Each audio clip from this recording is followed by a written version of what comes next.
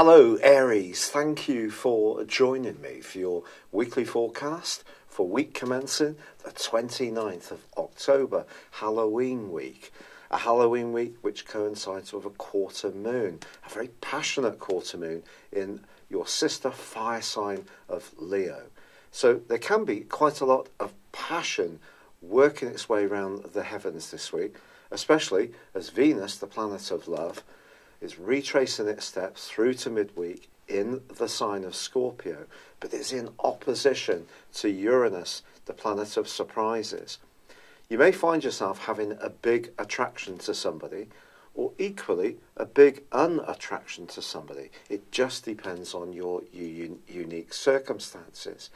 But if you want to make progress in the world of work or your worldly interactions, the first half of this week give you a wonderful opportunity to make progress, where the angle between the Sun and Saturn, and also Pluto and Mars, your ruler, suggests who you know as much as what you know, as well as an ability to network and knit your goals and ambitions into some kind of team environment could really serve you well. But from midweek, Venus retraces its steps back into your sector of relating. If there is a relationship which has been under review during the retrograde, which began on the 5th of October, it can continue apace. Also, as this month comes to a close, Mercury moves into Sagittarius, so you may feel a desire to break out, learn a new skill, travel, or perhaps connect with someone who's very stimulating and perhaps a little bit more spontaneous. It's been a real pleasure being with you. I hope you have a great Halloween. For now, good luck and goodbye. Hello Aries, thank you for joining me for your monthly forecast for October for the Sun or the Ascendant. I'm really grateful for all the lovely, kind suggestions to take on the rheumatoid arthritis that I'm working with at the moment, and I have adopted quite a few with some promising results. But this month begins with a big emphasis on your sector of relating. Now, you're someone who initiates. If you spend all your time worrying too much about what other people felt, you'd never get things going, because you're a cardinal sign, you're a doer, and you're very much involved in making things happen. But of course we can all learn, and the lessons and the journey of this month is to some degree about tuning in to how other people are feeling, perhaps coming to a greater understanding of what you need around your relationships, but also what you're prepared to give, but also what other people want from you. And that's where the more cooperative, harmonising energies of Libra come in.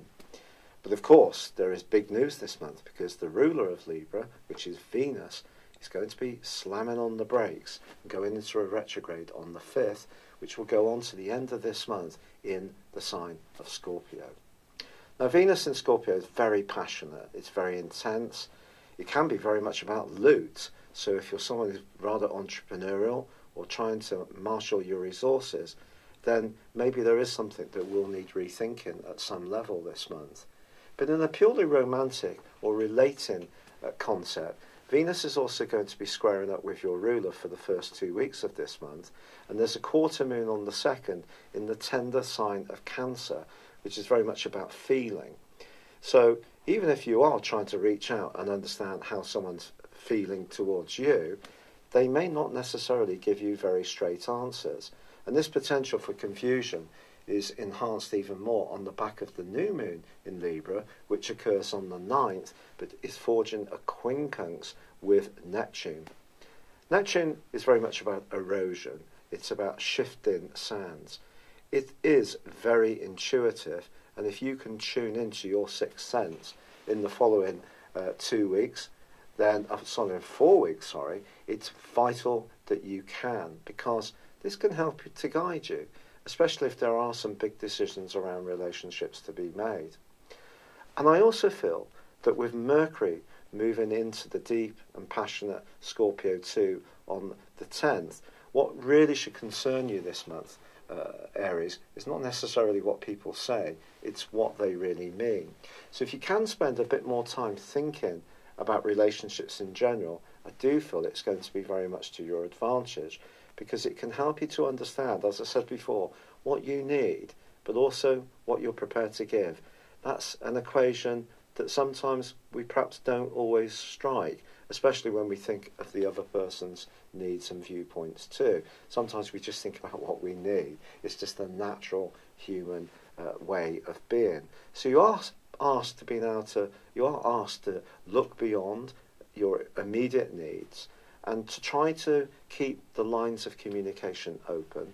But I do think there can be some intensity pitching up. But one thing I can say, which is great news, is that the Uranus-Mars square, which has dominated pretty well since the second week of May this year, well, that has come to a close. In fact, your ruler is really speeding up this month, and the fabulous news for you is that in the last 10 days, Mars forges a sensational angle with Pluto. If you can join together your resources or network or develop collaborative events or projects, that period of time, the last third of this month, could be very powerful and see you take some giant step forward. However, it is true to say that Uranus, the planet of surprises, of independence, of rebellion, is still nestled just right at the start of Taurus, which for you is about resources. And it is forging a T-square with the nodal axis between the North Node, which is like a mini Jupiterian influence, your point of destiny in your sister fire sign of Aquarius, and the South Node, which is in Leo, and your South Node, which is in Aquarius. This T-square is inherently a little bit unstable, I feel, because what you're being asked to do with the North Node is to balance your aspirations as an individual against what's required in a more collective sense, against what really works for you in terms of more impulsive energies around your values or even around your spending decisions. But the plot thickens, because once the Sun moves on the 23rd into the sign of Scorpio, then that too is going to feed into this T-square, and we have a grand fixed cross. That's then going to be joined in a couple of days later by the reverse in Venus. So there is the potential because Venus is going to wind all the way back right to the very first degree of Scorpio, before then, next month, November, continuing its retrograde in the sign of Libra. So it's inversing quite significantly. So I think when we get to this last 10 days of the month, some very powerful energies are certainly possible.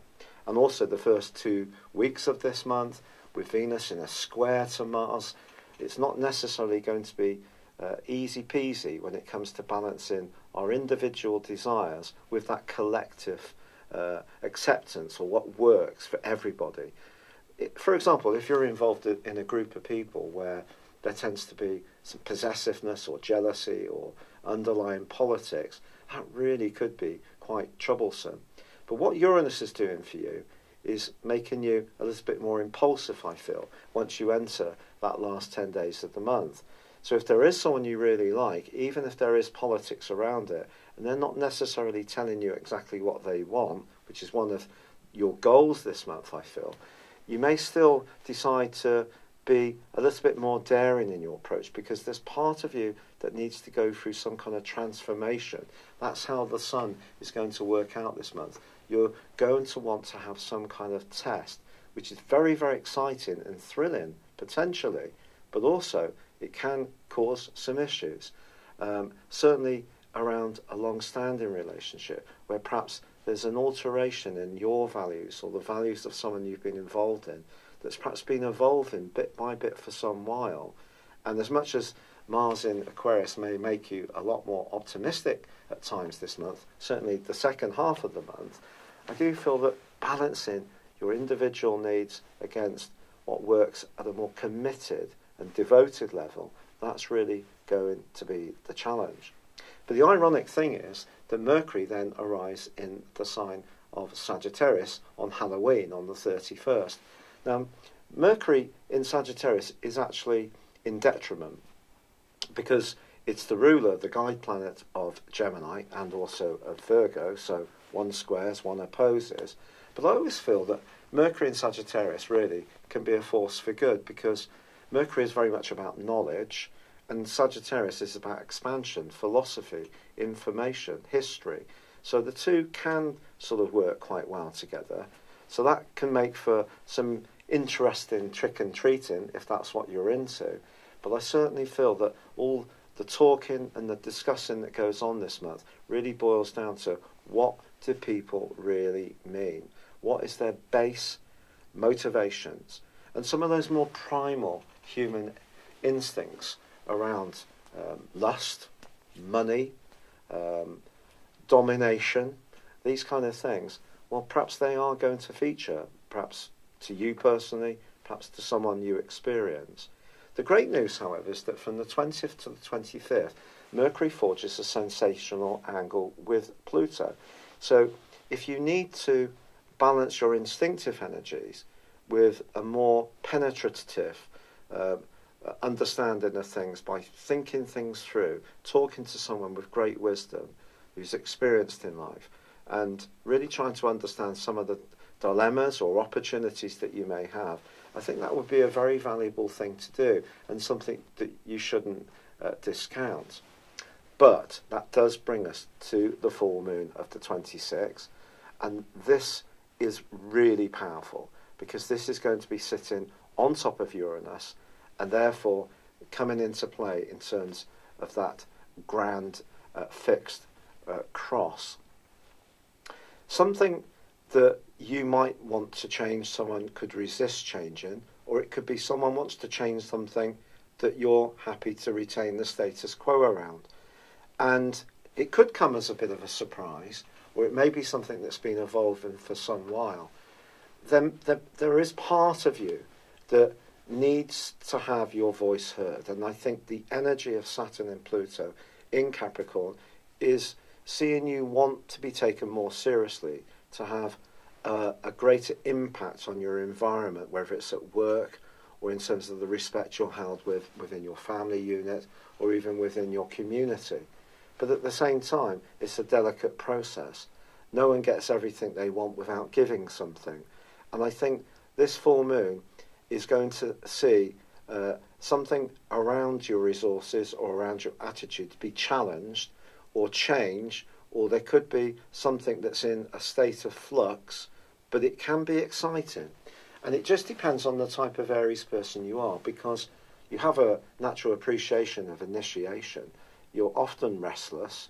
Obviously, Uranus being in your sign since 2011, initially part-time, since 2011 full-time, and initially 2010 part-time, has given you even more encouragement to break out and be a free spirit.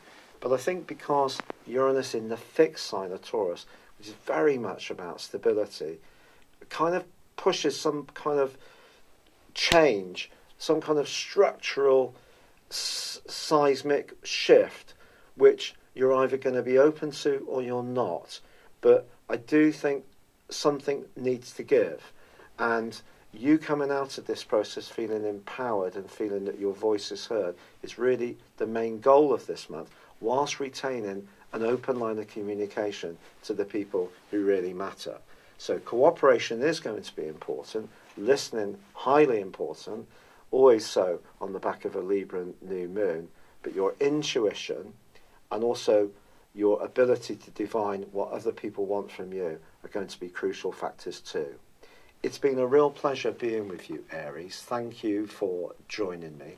I'd love it if you would like or comment on this video, or if you've yet to do so, please do subscribe to this channel. Thank you. Hello, thank you so much for watching my video. I'd love you to join me at my Horoscope Ace app. You can find this at www.horoscope-ace.com. You can use it through Android, iOS, Apple or Facebook. Check out your ascendant or your moon sign, or download your free birth chart. There's all your favourite videos, plus there are daily, weekly, monthly and yearly horoscopes for general, love, Chinese and Indian astrology. If your passion is tarot, there's my brilliant 3-card money or love tarot readings too. And it's all there at www.horoscope-ace.com. Thank you.